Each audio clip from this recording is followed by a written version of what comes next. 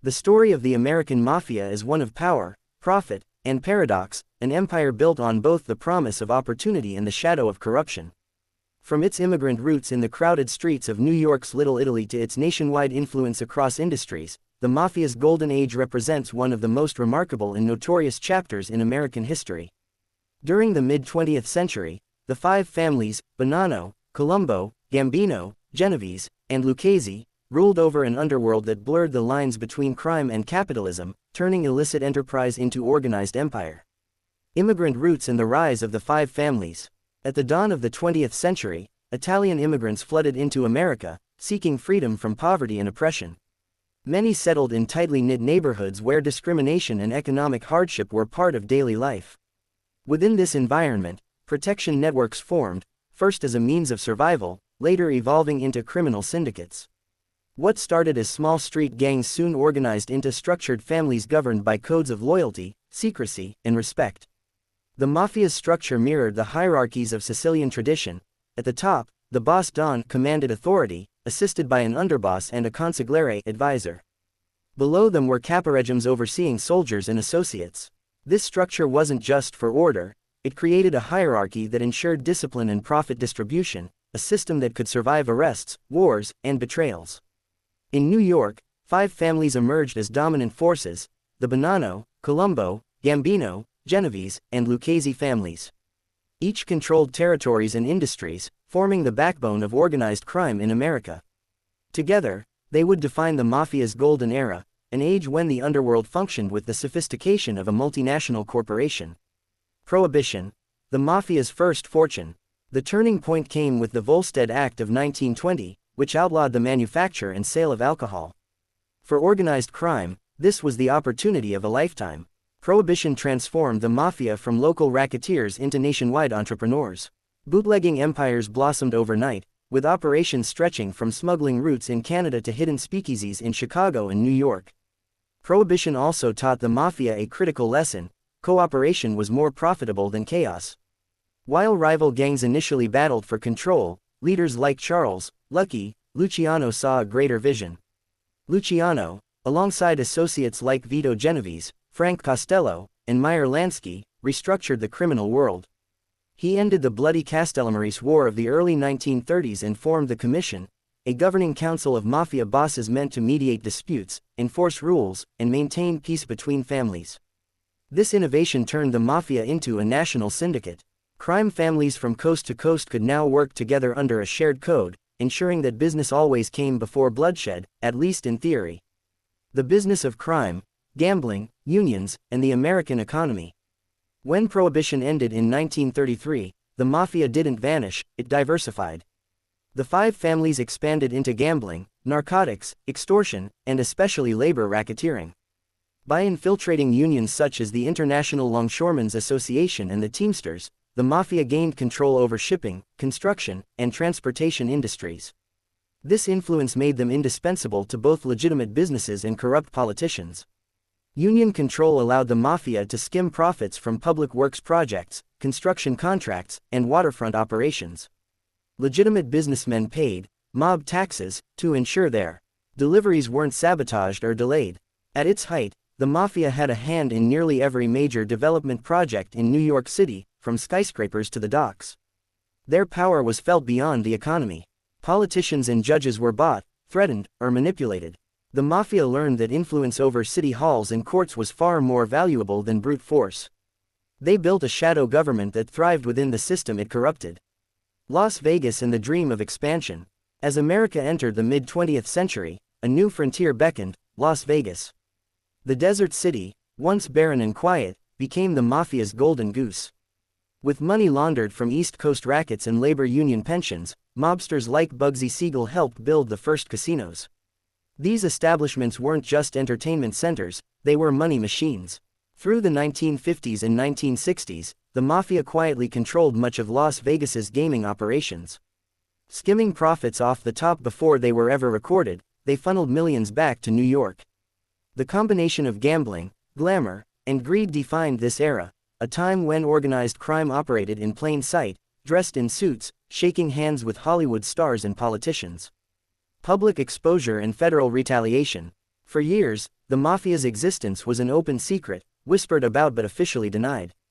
That changed in the 1950s when the U.S. Senate held televised hearings on organized crime, led by Senator Estes Kefauver. Millions of Americans watched mob figures testify or plead the Fifth Amendment, finally confronting the shadow empire that had flourished for decades. Yet, even as the government exposed the Mafia, it struggled to dismantle it. The real breakthrough came in 1957 at the Appalachian meeting in upstate New York, where over 100 mob leaders from across the country gathered to discuss business. When police raided the meeting, the myth that the Mafia didn't exist was shattered. From that moment on, law enforcement declared war on organized crime. The FBI under J. Edgar Hoover had long ignored the Mafia, but the Appalachian debacle forced change. New tools like wiretaps, informants, and surveillance became the weapons of federal agents. Over the next few decades, the Mafia's stronghold began to weaken, but not before it reached new cultural heights. The Mafia in popular culture. As law enforcement fought to expose the Mafia, Hollywood romanticized it. Movies like The Godfather (1972) and later Goodfellas (1990) portrayed mobsters as complex anti-heroes, ruthless yet honorable, criminal yet loyal. These films immortalized the golden age of the Mafia, turning figures like Vito Corleone and Henry Hill into legends. Ironically, this glamorization also reflected reality. Many mobsters lived double lives, feared in the streets but admired in their communities. They attended church, sponsored local charities, and prided themselves on taking care of their own. For many working-class Italian Americans, the Mafia symbolized defiance against a system that had long excluded them. The fall of the families. By the late 1970s and 1980s, cracks began to appear. New federal laws, especially the RICO Act, Racketeer-Influenced and Corrupt Organizations Act, of 1970, allowed prosecutors to target entire crime families instead of individual offenders. Informants like Joseph Valachi and later Sammy, the Bull, Gravano exposed the Mafia's inner workings, testifying against their own families to save themselves. The last great public symbol of the Mafia's golden age was John Gotti, the flamboyant, Teflon Don, of the Gambino family. Gotti became a media sensation in the 1980s, strutting through New York in $1,000 suits while dodging convictions. But by 1992, even Gotti fell. Betrayed by his underboss Gravano and sentenced to life in prison. As the 20th century closed, the Mafia's grip loosened. Federal crackdowns, surveillance, and the decline of traditional rackets diminished their influence. The once feared five families now operate in fragments of their former glory. Legacy of the Golden Age. The Mafia's golden age is long gone, but its shadow lingers in American history and culture. It reshaped the nation's politics, business, and entertainment, teaching lessons about power, corruption, and ambition. It remains a paradox, a criminal enterprise born from hardship that grew into one of the most organized, disciplined, and enduring institutions in modern history. In the end, the story of the Mafia is not just about crime. It's about the pursuit of power, the corruption of ideals, and the complex relationship between the American dream and the darker desires that drive it. CO description. Explore the Mafia's golden age, crime and controversy, uncovering how the five families rose to dominate America through power, profit, and influence during the 20th century. CO keywords. Mafia history, five families, American Mafia, Lucky Luciano, organized crime, La Cosa Nostra, John Gotti, Gambino family, Prohibition, mob history, Las Vegas Mafia. Hashtags. Hashtag American Godfathers, hashtag Mafia history, hashtag the five families, hashtag organized crime, hashtag Lucky Luciano, hashtag John Gotti, hashtag mob era, hashtag crime documentary, hashtag Las Vegas Mafia, hashtag La Cosa Nostra. Tags. Mafia, crime, history, documentary, American Godfathers, the five families, Prohibition, FBI, Lucky Luciano, John Gotti, Las Vegas, organized crime, mob stories. By the mid-20th century, the Mafia had become a silent empire, powerful, profitable, and deeply woven into the fabric of American life. The five families ruled New York with a mix of diplomacy, fear, and financial cunning. From Wall Street deals to union halls, they had their fingerprints on nearly every corner of society.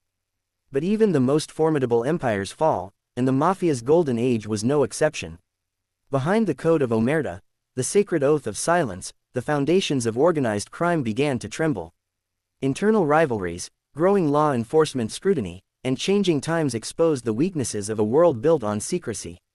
What had once been an unshakable network of loyalty and fear started to crumble under the weight of greed, betrayal, and the relentless gaze of the FBI.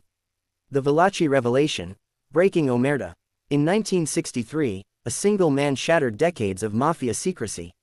His name was Joseph Valachi, a soldier in the Genovese family who became the first insider to publicly confirm the existence of the Mafia. Testifying before the U.S. Senate, Valachi described the inner workings of La Cosa Nostra, its rules, structure, and rituals. For the first time, Americans heard from a real-life mobster about the organization that had haunted the nation's imagination for years. Valachi's testimony exposed the commission, the family hierarchies, and the code of silence that had protected the mob for generations. The Valachi Papers, as they became known, were a devastating blow to the Mafia's mystique. They turned the invisible into the undeniable, providing law enforcement with the blueprint to strike at the heart of organized crime. But the Mafia adapted, as it always had. For every member imprisoned, another stepped up. And as the 1960s gave way to the 1970s, a new wave of mobsters rose, more ambitious and more ruthless than ever before. From the streets to the suites, mob power in the 1970s. The 1970s marked the last great chapter of the Mafia's golden age. While their public visibility decreased, their influence only grew deeper. Crime families expanded into legitimate enterprises, construction firms, waste management, trucking companies, and even Wall Street. They no longer just ran rackets, they ran businesses. The Mafia's control over labor unions remained a powerful weapon. The Teamsters Union, under the leadership of Jimmy Hoffa, became a key player in mob economics. Pension funds were raided, construction projects rigged, and government contracts manipulated. Behind every major real estate boom or public development in New York, Chicago, or Las Vegas, there was almost always a shadowy hand taking a cut. Mobsters became millionaires and socialites, attending high-end clubs, sponsoring political campaigns, and rubbing shoulders with celebrities. Yet, beneath the glamour and illusion of power, cracks deepened. Younger members lacked the discipline of their predecessors. Drugs, once forbidden by traditional Mafia codes, became a lucrative but destructive trade. The old rules of loyalty and honor began to erode, replaced by greed and recklessness. The RICO Revolution. The law fights back. In 1970, Congress passed one of the most important weapons in America's fight against organized crime, the Racketeer-Influenced and Corrupt Organizations Act RICO. This law changed everything. Before RICO, prosecutors had to charge individual crimes, gambling, extortion, murder, separately. RICO allowed them to target entire criminal organizations as a single enterprise. If a person ordered a crime, even if they didn't commit it personally, they could be charged as part of the larger conspiracy. For decades, Mafia bosses had insulated themselves from prosecution by keeping their hands clean, giving orders but never pulling triggers. Now, RICO made that defense obsolete. Throughout the late 1970s and 1980s, federal investigators unleashed a wave of prosecutions that would cripple the Mafia's infrastructure. FBI agents wiretapped mob hangouts, bugged restaurants, and flipped insiders. For the first time, the government was not just chasing gangsters, it was dismantling their entire way of life. The Teflon Don and the final spectacle. Despite the government's success, the 1980s gave rise to one of the most famous figures in Mafia history, John Gotti, boss of the Gambino family. Charismatic, flamboyant, and media-savvy, Gotti was unlike any mobster before him.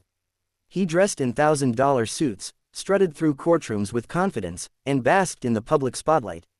The media dubbed him, the Dapper Don, and after a series of acquittals, the Teflon Don, because charges never seemed to stick. Gotti represented both the pinnacle and the downfall of the Mafia's golden era. His boldness drew attention, and that attention brought heat. While the Mafia of old operated in shadows, Gotti embraced celebrity. Crowds cheered him in the streets, and television cameras followed his every move. But behind the glamour, the FBI was closing in. Using RICO laws, undercover surveillance, and wiretaps from his rave night social club, prosecutors built an airtight case. When Gotti's own underboss, Sammy, the Bull, Gravano, turned informant, the empire collapsed. In 1992, Gotti was convicted on multiple charges of murder and racketeering and sentenced to life in prison.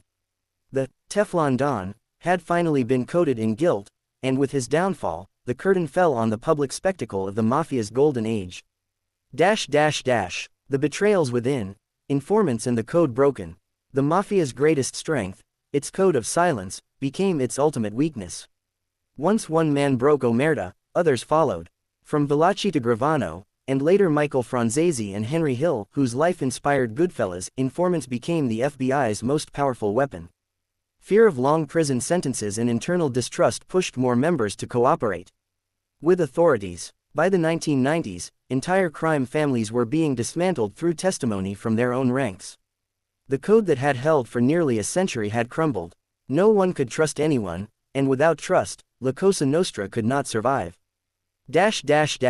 The modern Mafia, a shadow of its former self. In the 21st century, the Mafia still exists, but it is a ghost of the empire it once was. The five families continue to operate in New York, but their power is limited. Gone are the days of political influence, nationwide rackets, and open control of industries. Today's mob focuses on smaller-scale operations, illegal gambling, loan sharking, and online fraud. The once dreaded commission is a relic, and the bosses who once ruled with iron fists now operate quietly to avoid detection. Law enforcement remains vigilant, but the truth is that the Mafia was outpaced by globalization and technology. The underworld has changed, replaced by cybercrime networks, cartels, and international syndicates that make the old Mafia look like history's prologue. Still, the legacy of the Mafia's golden age endures, in stories, in films, and in the collective memory of America's fascination with power and corruption. Cultural immortality, the mob in movies and myth. Even as the Mafia declined in reality, it flourished in imagination. Hollywood turned mobsters into cultural icons. Films like The Godfather, Goodfellas, Casino, and The Sopranos explored the human side of organized crime, family, loyalty, betrayal, and ambition. These portrayals transformed the Mafia from mere criminals into complex characters, tragic figures driven by codes of honor in a world of corruption. The line between reality and myth blurred, and audiences around the world became captivated by the allure of the mobster's life. In a sense, popular culture gave the Mafia what the law took away: immortality. Legacy of the Golden Age. The Mafia's golden age was more than an era of organized crime, it was a reflection of America itself, its contradictions, its ambitions, and its flaws. It showed how power could corrupt and how the pursuit of wealth could consume entire generations. The five families ruled through fear, respect, and manipulation, building empires from the shadows while pretending to uphold honor.